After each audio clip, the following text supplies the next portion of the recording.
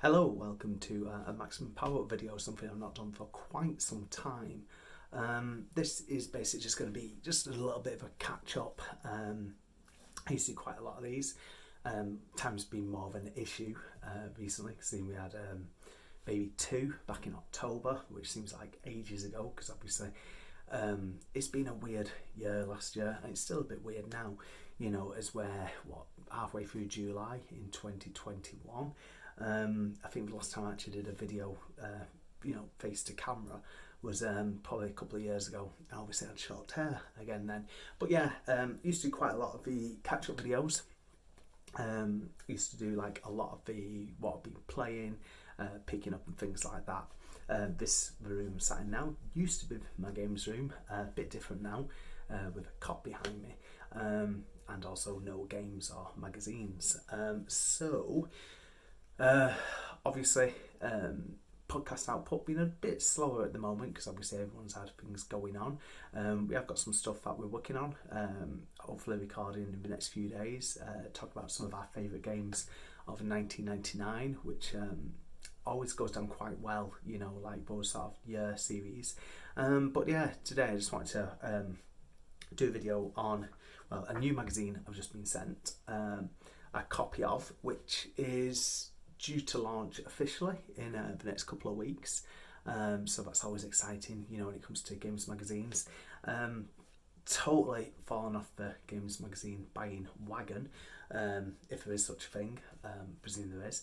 But yeah, it's been a bit of a crazy time because, as some of you will know,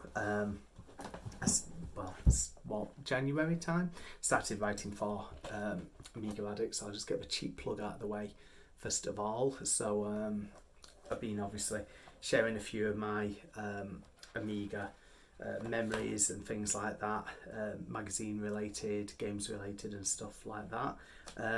So that's been good to be part of that.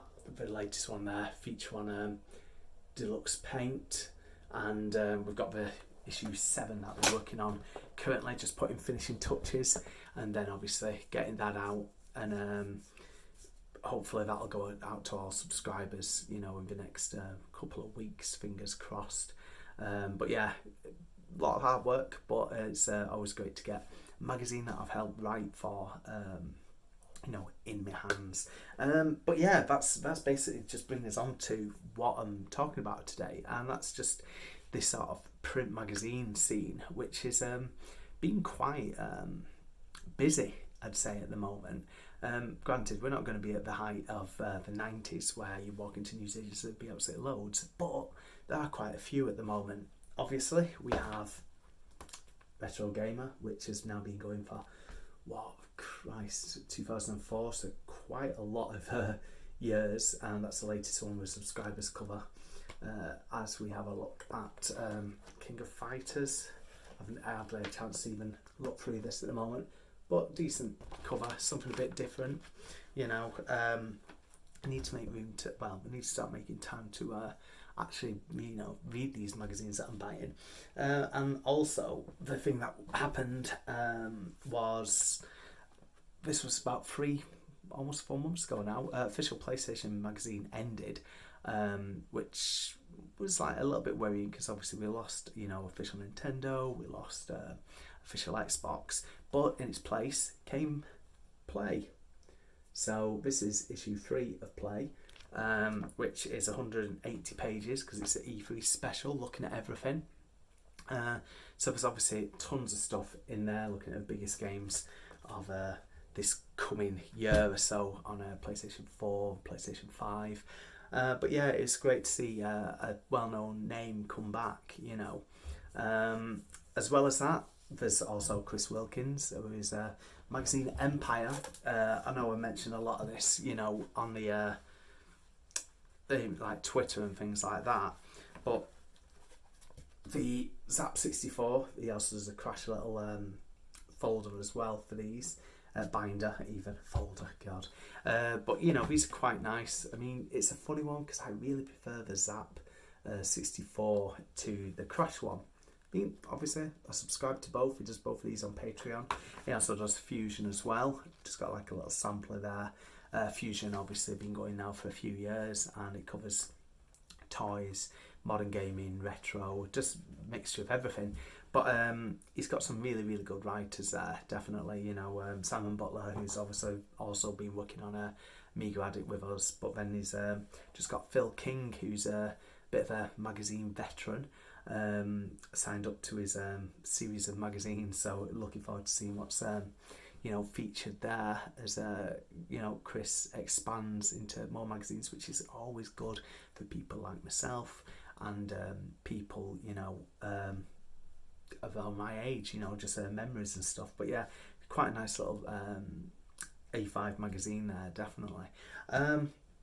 As well as that, I'm going to get to the main thing in a minute. Obviously, I've been buying a load of old magazines, helping with research, reading materials. So I got like a load of Amiga actions in recently from the 90s, well, early to mid 90s. Managed to get the last Amiga action. I've not got it to hand at the moment, but the last Amiga action from 1996 with Chat Manager 2 on, and yeah, it's just like a pamphlet. And then the other thing is, hang on, it says I've not got it to hand. I have, it's here. So it's dead excited to get that, but it's only 30 odd pages, 36 pages, which is a shame really, because that used to be a good magazine. And then also got some like late Amiga formats and stuff like that. So, tons of Amiga reading. As well as this one, something that I never actually read back when this came out in 99-2000. It is Amiga Active with Wipeout on the cover. Now this still surprises me because while I've been doing Amiga Addict, I've learned quite a lot about the Amiga scene, the later years really, because by end of 95 I'd moved on from the Amiga 1200, and it's good to see like some of these big titles, like Quake and stuff. I mean, granted, you did some souped up Amigas, but it's been interesting looking at these years on. You're thinking now it's like more or less a 25-year gap of Amiga knowledge, which I'm starting to fill in, with the help of the rest of the magazine team, and also just reading some of these late magazines. Like, it's amazing that it was still around right at the end of the 90s, with Amiga format going on to start of 2000. But getting back to what I was saying, away from the retro for a minute, a new Sega magazine has launched. Like I said, this has just turned up today in the post, so I've not had a proper chance to have a proper look through it yet, but this is going to be out everywhere, well, off their website. Can't remember what it is, but if you search Sega Mania magazine, so this is Sega Mania issue 1. 56 pages, glossy cover, which you can probably see shining a little bit there. And I spoke to the editor Tim, and what he's doing is looking at a year of Sega every issue. I don't know what we're going to do when we get to issue 10, which is 2000.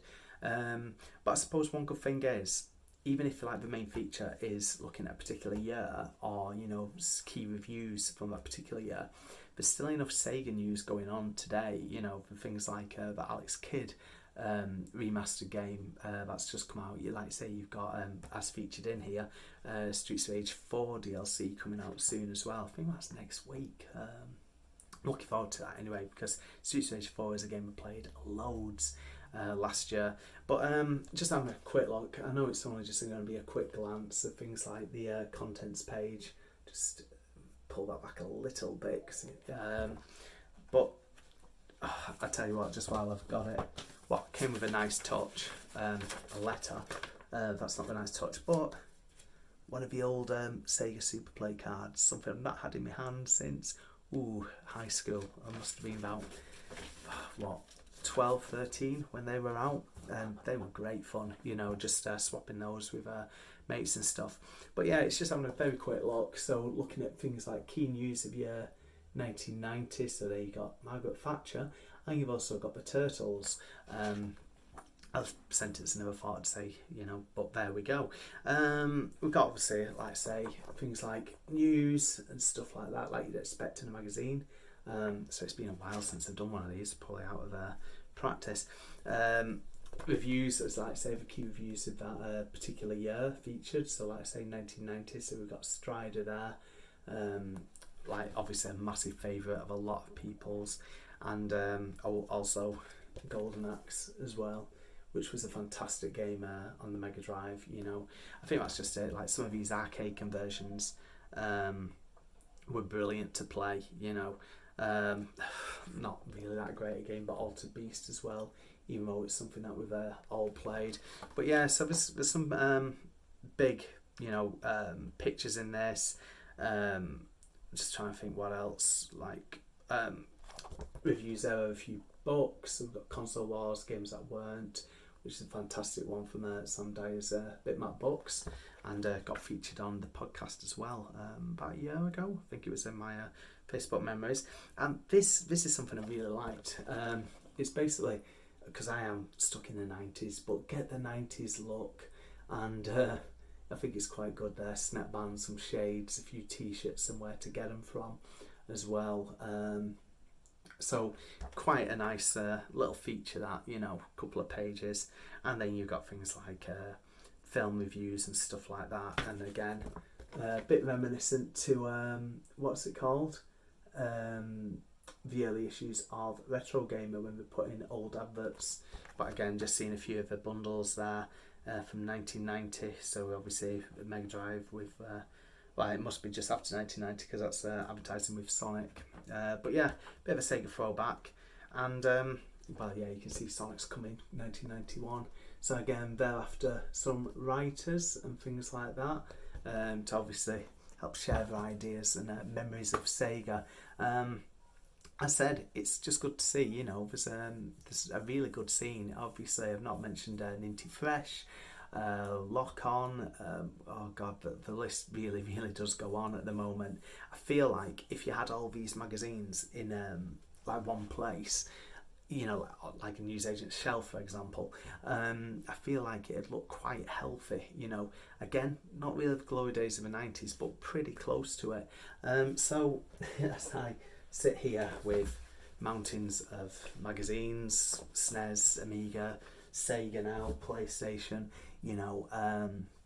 I just need to actually time to start reading them. But yeah, I feel like now there is something for everyone, with Sega Mania filling the Sega gap. Obviously, good luck to them. Like I say, I'm looking forward to see what we actually say, what we cover, and yeah, it's just good to see. Anyway, that's all from me. Keep listening to the show. I know it's, like I say, been a little bit sketchy at the moment in between episodes, been some medium gaps and things like that, but again, it's just real life getting in the way for a lot of us. Also writing for Amiga Addict, and yeah, other than that, actually playing a few games for once as well. Just on PlayStation Now, just started playing Red Dead Redemption 2, which I'm absolutely horrible at. And a game called Judgment as well, which I just had a quick look on just for like an hour the other night. And because it's a bit of an on-running joke as well on the podcast, Theo and my wife playing Balan Wonderworld, which wasn't too bad, when I've watched them, and we enjoyed it enough anyway. Anyway, sorry, there you go, just pointless little facts there at the end. I will, if this is popular and actually is demanded, do more of these, like maybe just another week, another 10-minute quick catch up with what's going on and things like that. But yeah, it's been nice. Okay, cheers guys, thanks a lot for watching, listening, and see you all again. Bye.